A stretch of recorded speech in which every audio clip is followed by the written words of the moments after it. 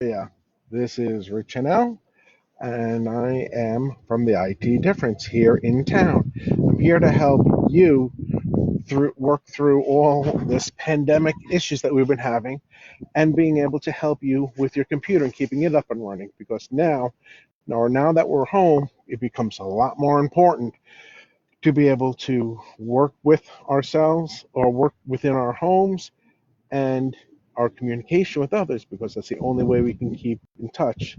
With the social distancing, our computers now have become even more important, or more important than they ever were before.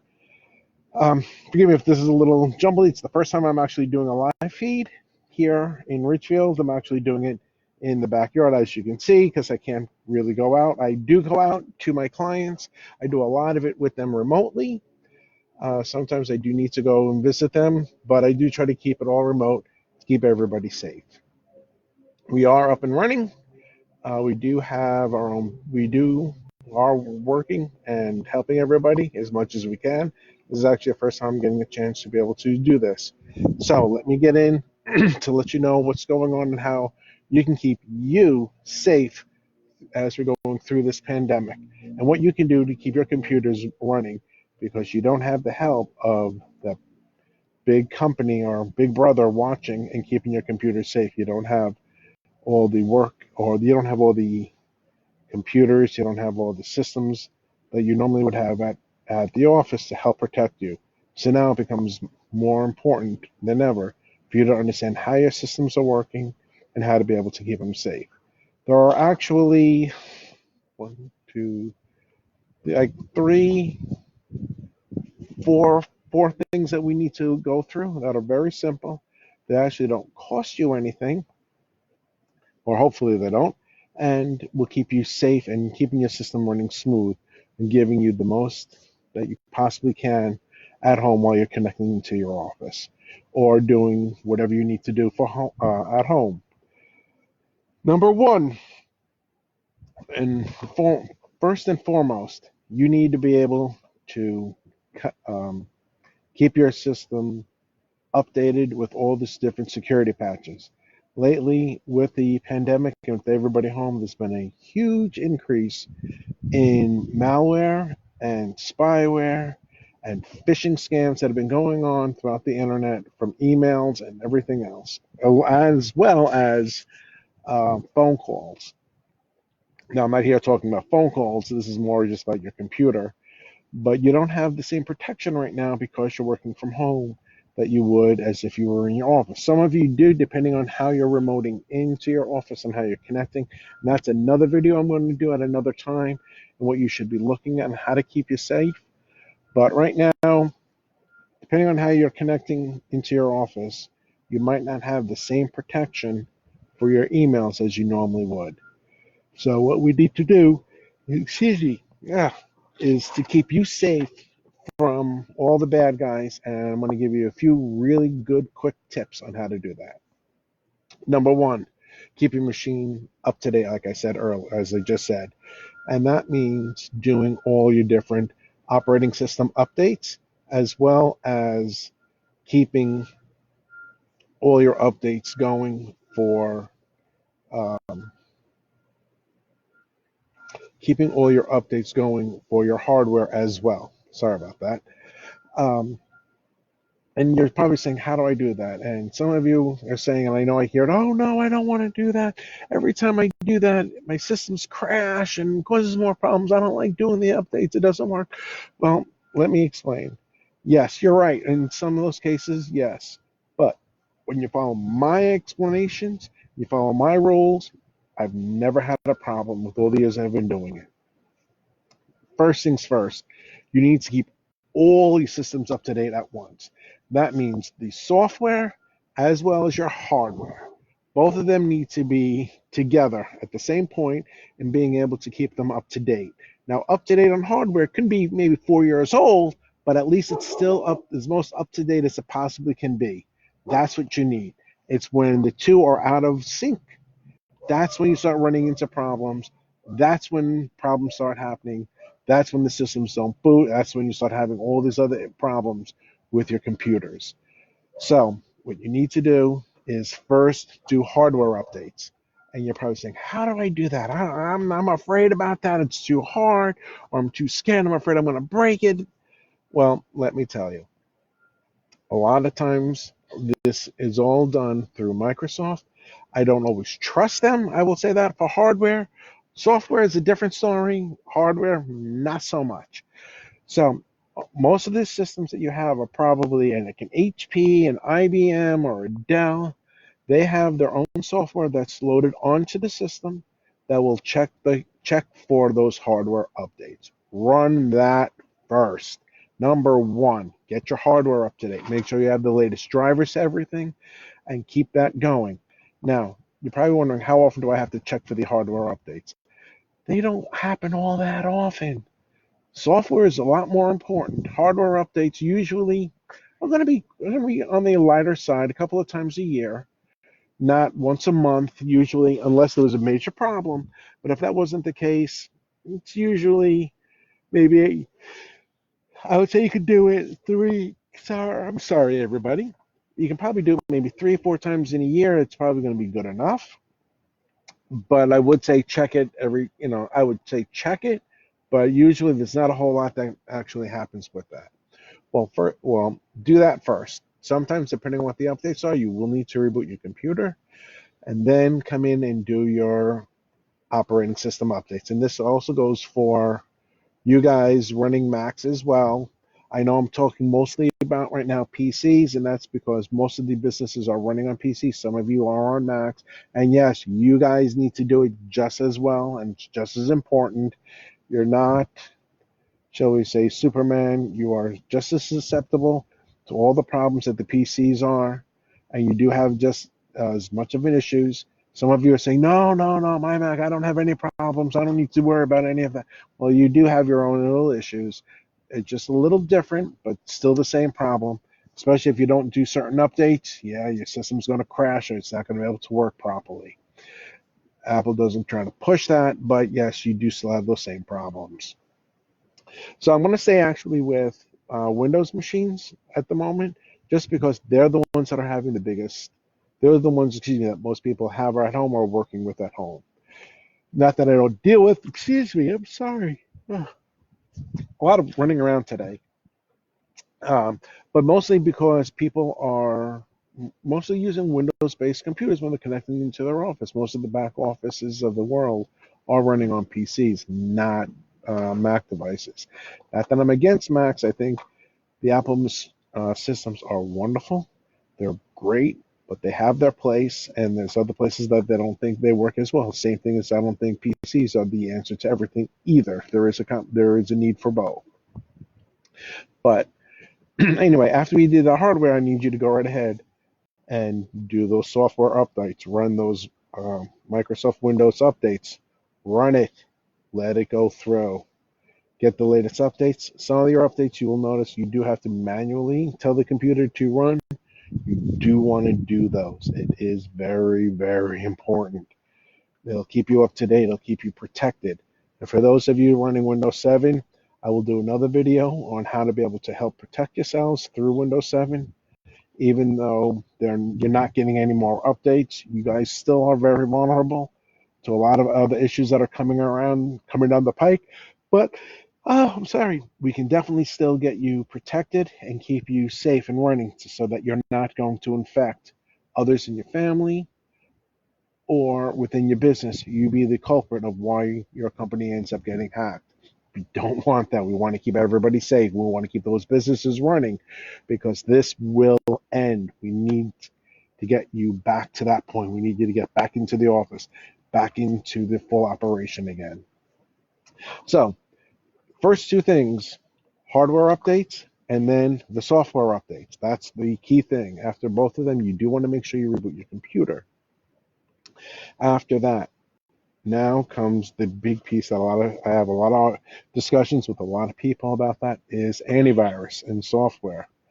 Antivirus software is wonderful. It is a need. It is a necessity, not a want. And people are like, oh, I don't want to spend that much money. All this software is like $70, $80 for the antivirus software. It's not that expensive. Every time with all my clients, they don't spend the most my clients have spent is, I want to say, 15 or 16, $20 tops for a license of antivirus software that is good, well protected antivirus software. Usually I'm sitting with my clients, we're sitting around $10 to $12 per license per computer. That's not a bad deal. Come on, to protect you. It's insurance. It's to keep your systems running. We need that. You don't want to be susceptible, especially to some of these ransomware where these people encrypt your whole computer and now they're telling you to pay $400 or $500 to end up to get it back when you could have spent $10 and you could have stopped the whole thing.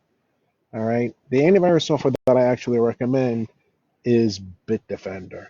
It's one of my favorites. It ranks very highly in different performance tests. They do very well. It's not very taxing on your system either. It keeps your system running and safe. Some of them I'm not real huge fans of. As an example, I am not a fan of McAfee, nor am I a fan of Norton. I find Norton to be very cumbersome, takes up a lot of memory, and I've had stuff get through on Norton, and I've definitely had a lot of stuff get through on McAfee, even though a lot of people give that away free. Don't use it. Spend the extra $10 and get software that's going to protect you. Now, like I said, that is antivirus software. It is not malware protection. Very, very different. Please don't confuse the two. A lot of these antivirus software companies, Norton, Bitdefender, Trend Micro, ESET, all of them say, oh, we protect all of it. We've got you all covered. You only need our software. That's it. No more. You only need one thing. You don't need all these others. Well, you know what? They're wrong. You do need two separate products. The way each one does a really good job, but they're not great at all aspects. The antivirus softwares are really, depending on which ones you're getting, but the Bitdefender is really, really good in keeping viruses out, protecting you for firewall stuff. They're really, really good. They do a pretty good job, or okay job, maybe better than okay, but pretty good job in blocking malware, but they're not perfect. That's why I say get Malwarebytes. Malwarebytes is actually a free software. You can get it for free, or you can pay for the subscription. You don't have to. I know some people want to, and that's fine. Some people don't. Again, that's fine too. The paid version does give you a little bit of more of a benefit, but not a big deal. One of the main differences is the paid version will automatically update itself and continually monitor your system, whereas the free version, you actually have to update it on manually. You have to manually run it. You can't schedule it. The paid version, you can. It's a nice little benefit, but that's up to you. That's all up to you, Richfield. Whatever you want to do. Um, Malwarebytes is Bytes is spelled Bytes, so it's malwarebytes.org. Please feel free to go right ahead and download that. Use the free version. That's totally fine, and you'll be very happy with that. With Malwarebytes, when you run it just like you would a virus program, where you can run it and let it scan your machine. The only difference is once it finds different products or different pieces of software that you don't want on your machine, as soon as you tell it to clean it, you must, I mean must, go ahead and reboot your computer immediately. Don't wait. And you're probably saying, Rich, why are you so pushing that? And the reason being is a lot of these malware programs that infiltrate your computer makes it run slow and sluggish and tracks all the places that you're going and following every click that you do, is it runs in memory. These developers know that you want to get rid of them. So what the program does on its own is it will, as it's running, it goes back and says, are the files I need to load and start up again, are they still here so I can start up again? If the answer is no, they're not there because you just deleted it, it's going to go out and re-download them again and put them back on your computer. You don't want that. That's why as soon as you get rid of it, you need to reboot the computer. It breaks the cycle and gets rid of the software for good, and it'll help save your machine. Again, after that, you must reboot. Please, must reboot your computer at that point. That is very, very important. If you don't, you're gonna have to do it again and get rid of the stuff another time. Fourth thing, this is another biggie, is get rid of all your temp files. Yes, you gotta get rid of them. These are all bits of files that are left behind from different programs that you use. It is normal, it's safe, don't worry about it. It's just programs that just haven't cleaned themselves up properly. So saying, well, where do I find it? How do I get to these files? How do I clean it up? I really want to do that. Well, the way you do that is you open up your Windows Explorer or your file manager. You go or Explorer. On the top, you type in percentage temp percent. So it's percent temp percent, and you hit enter. It's going to bring you to your temporary folder on your computer. You're going to see a whole bunch of different things. Now wait, before you go there, please close all your programs that you're running. In other words, close your browsers, your emails, all of that. Close all of it down. Only have your File Explorer running. So you go there. You go to percent temp percent. You go there. Click on one file. I don't care what file it is. It doesn't matter. Just single click on it so it gets highlighted. Then hit Control A. Control A will select all the files in that folder. That's what you want. And then click Delete. You can either delete or Shift Delete. That's a different story for another time on what's the difference. I don't care which one you do right now, but you want to delete them. Delete all of them.